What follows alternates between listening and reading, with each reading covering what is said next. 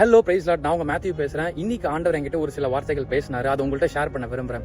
இந்த காலகட்டத்தில் அநேகர், என்னையும் சேர்த்து தான் சொல்றேன், அநேகர் ஒரு இக்கட்டான, ஒரு நெருக்கமான, புழுக்கமான நேரத்தில் கடந்து போயிட்டு இருக்கோம்.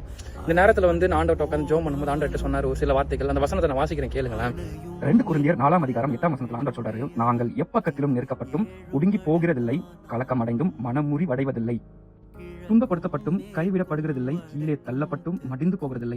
இந்த வசனம் சொல்ற மாதிரி எல்லா பக்கமும் நம்ம நெருக்கமோ இடுக்கமோ ஒரு மாதிரியான ஒரு சூழ்நிலை நம்ம போயிட்டு இருக்கலாம். ஆனா ஆண்டவர் சொல்றாரு, இந்த உலக மனுஷனுக்கு 4 திசையும் மூடிச்சுன்னு வச்சுக்கோங்களேன், அவனுக்கு வேற வழி எதுவும் தெரியாது. லெஃப்ட் ரைட் ஃப்ரண்ட் பேக் எல்லாமே மூடிச்சுன்னா அவனுக்கு தெரிஞ்சது ஒரே ஒண்ணுதான், ஒரு பாட்டில் இல்லைன்னா ஒரு முழம் தூக்கு கயிறு. இது தவிர வேற எதுவும் தெரியாது.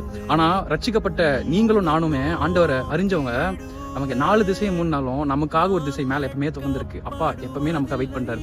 நம்ம கண்களை எப்பவுமே ஏறெடுத்து அங்கே உயர்த்தி வானத்துக்கு நேரா உயர்த்தி ஆண்டவரே அப்படின்னு சொல்லி ஆண்டவரை நோக்கி நம்ம பார்ப்போம். ஆதியாகமத்துல பாத்தீங்கன்னா இதே மாதிரி ஒரு சம்பவம் நடந்தது. ஆபிரகாம் நாட்கள்ல பாத்தீங்கன்னா ஒரு பெரிய பஞ்சம் உண்டாச்சு. அதுக்கப்புறம் அதை விட மிகப்பெரிய பஞ்சம் ஒன்று உண்டாச்சு ஈசாக்கு காலத்துல. ஆண்டவர் சொல்றாரு, வசனத்தை வாசிக்கிறேன் பாருங்களேன். ஆபிரகாமின் நாட்களில் உண்டான பஞ்சத்தை அல்லாமல் பின்னும் ஒரு பஞ்சம் தேசத்தில் உண்டாயிற்று. அதாவது ஈசாக்கு காலத்துல ஒரு பஞ்சம் உருவாச்சு, ரொம்ப கூடிய பஞ்சம். ஆண்டவர் சொல்றாரு பாருங்க, கர்த்தர் அவனுக்கு தரிசனமாகி, நீ எகிப்துக்கு போகாமல் நான் உனக்கு சொல்லும் தேசத்தில் குடியிரு, இந்த தேசத்திலே வாசம் பண்ணு, நான் உன்னோடு கூட இருந்து உன்னை ஆசீர்வதிப்பேன். அப்பேற்பட்ட பெரிய பஞ்சத்துல ஆண்டவர் சொல்றாரு, ஈசாக்க நீ எங்கேயுமே போகாத, இந்த தேசத்துல இரு, இந்த தேசத்துல இருந்து நீ வச்சிருக்கிறதுல விதை, உன் கையில என்ன இருக்கோ அதை விதை அப்படின்னு சொல்றாரு. அந்த காலத்துல பாத்தீங்கன்னா பஞ்சம் இருக்கும்போது கொஞ்சம் தான் சாப்பாடு, கொஞ்சம் தான் நெல் எடுத்து வச்சிருப்பாங்க. ஏன்னா அந்த கொஞ்சம் ரைஸை வச்சு, அந்த கொஞ்சம் சாப்பாட்டை வச்சு அவங்க மீதி இருக்க நாட்களை கடத்தணுன்றதுக்காக வச்சிருப்பாங்க. ஆண்டவர் சொல்றாரு, நீ விதைன்னு சொல்றாரு. அப்போ அந்த கொஞ்சம் விதையை எடுத்துட்டு போய் விதைக்கிறான். எங்க அந்த கஷ்டமான அந்த கொஞ்சம் விதையில தான் வாழ்வாதாரத்தை பார்க்க வேண்டிய அவன் அந்த காசை இல்ல அந்த விதையை எடுத்துட்டு போயிட்டு மண்ணில் விதைக்கிறான். அப்ப எவ்வளவு கடினமா இருக்கும். கண்ணீரோட அதான் சொல்றாரு, கண்ணீரோட விதைக்கிறவன் கம்பீரத்தோட இருப்பான்னு சொல்றாரு ஆண்டவர். நீங்க கண்ணீரோட விதைக்கிறீங்க, போயிட்டு அந்த கொஞ்சம் தான் இருக்கு சொல்ற வசனத்தின் பின்பகுதியில ஆண்டவர் ஆசீர்வதிக்கிறாராம்.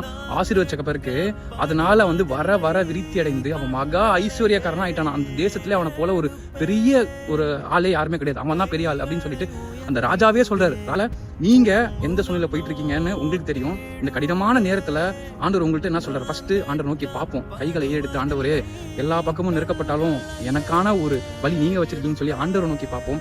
2வது ஆண்டவர் சொல்ற இந்த விதைப்பு, ஆண்டவர் இருக்க சொல்றாங்க இருங்க, ஆண்டவர் போ சொல்றாரா போங்க, ஆண்டவர் எந்த இடத்துல வைக்கிறாரோ அந்த இடத்துல இருந்து ஆண்டவர் சொல்றது செய்யுங்க. செய்யும் போது ஆண்டவர் ஆசீர்வதிப்பாரு.